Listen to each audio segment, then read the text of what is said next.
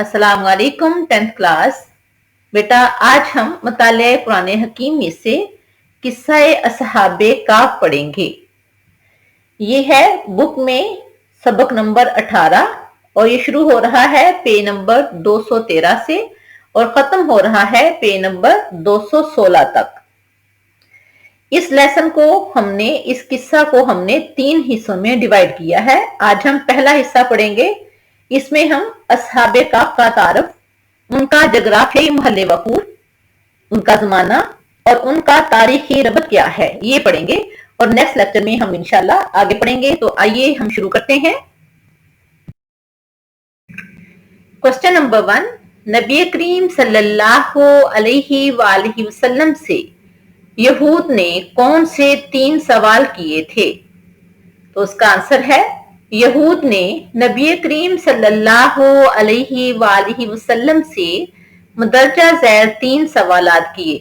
Number 1, रूह की हकीकत क्या है? नंबर 2, असहाबे काफ कौन थे?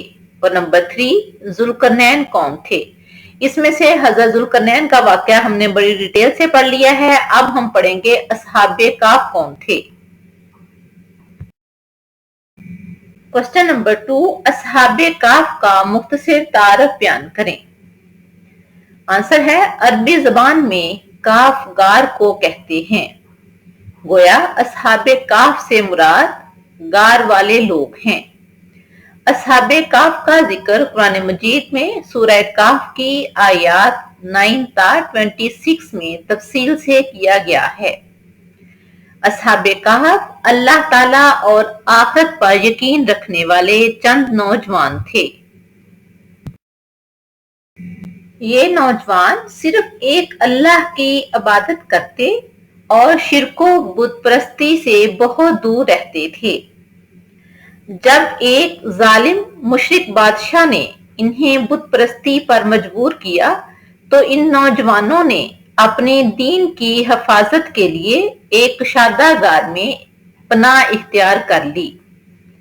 अल्लाह ताला ने इन्हें तकरीबन 300 साल तक सलाए रखा।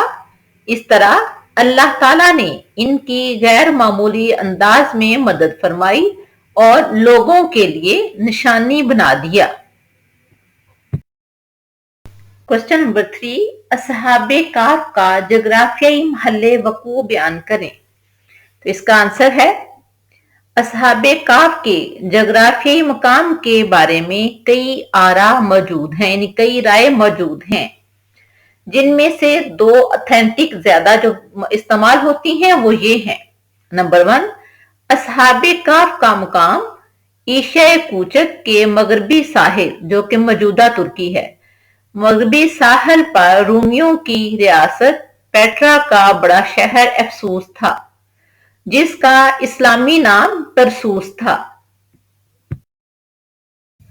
नंबर 2, असहाबे काफ का मकाम उर्दन के दारुल हुकूमत के करीब एक शहर अर्रजीब, जिसको अर्रकीम भी कहते हैं, वो था, जिसे रूमी बादशाह ट्राजान ने 106 ईस्वी में फतह किया था।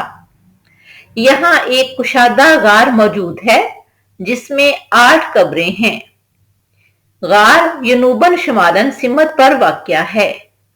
गार के ऊपर 7 स्तूनों वाली मस्जिद के खंडरात मौजूद हैं। उर्दन हुकूमत ने इस शहर का नाम अर्रकीम रखा है और इसे असहाबे काफ का गार करार दिया है। क्वेश्चन नंबर 4, असहाबे काफ का जमाना कौन सा था? तो इसका आंसर है, एक राय है कि असहाबे काफ हजरत ईसा अलैहिस्सलाम से पहले गुजरे हैं, लेकिन ज्यादा पेश की जाने वाली राय यह है कि असहाबे काफ का जमाना हजरत ईसा अलैहिस्सलाम के बाद का है, जबकि इस इलाका में एक जालिम रूमी बादशाह ट्राजान की हुकूमत थी, जिसका दौरे हुकूमत 98 ता 117 ईस्वी है। 98 ता 117 ईस्वी तक उसका दौरे हुकूमत जा रहा है। یا پھر بادشاہ دقیانوس کی حکومت تھی جس کا دور حکومت 249 تھا 251 ہے۔ رومی بادشاہ قسطنطین نے 300 میں بت پرستی ترک کر کے عیسائیت اختیار کر لی اور پوری رومی ریاست بھی عیسائی ہو گئی۔ جب اصحاب کہف اپنی نیند سے بیدار ہوئے تو مشرک بادشاہ کا دور ختم ہو چکا تھا۔ اس وقت اللہ تعالیٰ اور آخرت پر یقین رکھنے والے ایک عیسائی بادشاہ تھیوڈوسیس ثانی کا دور تھا، جس کا دور حکومت 408 تا 450 ہے۔ کوسچن نمبر 5، اصحاب کہف کا تاریخی ربط کیا ہے؟ تو اس کا آنسر دیکھتے ہیں۔ بنی اسرائیل یعنی یہودیوں نے حضرت یحییٰ علیہ السلام کو شہید کر دیا اور حضرت عیسیٰ علیہ السلام کو شہید کرنے کی کوششیں کی۔ اللہ تعالیٰ نے ان پر عذاب نازل فرمایا۔ 70 میں رومی جنرل ٹائٹس نے فلسطین پر حملہ کیا اور بڑی تعداد میں یہودیوں کا قتل کیا، اور جو یہودی بچ گئے انہیں جلا وطن کر دیا۔ لیکن پھر بھی حضرت عیسیٰ علیہ السلام کی تعلیمات پر عمل کرنے والے کچھ لوگ باقی رہ گئے، جن پر رومیوں نے بہت ظلم ڈھائے، یہاں تک کہ رومیوں میں ایک انتہائی ظالم مشرک بادشاہ ٹراجان آیا اور اس نے تو ظلم کی انتہا ہی کر دی تھی۔ ٹراجان نے کئی علاقے فتح کیے۔ وہ اپنے علاقوں کا دورہ کرتا اور وہاں لوگوں کو بتوں کی پوجا کرنے کا حکم دیتا، اور جو اس کا حکم نہ مانتے انہیں قتل کرا دیتا۔ اس طرح ٹراجان نے پوری طرح عقیدہ توحید کو ختم کرنے کا ارادہ کر لیا۔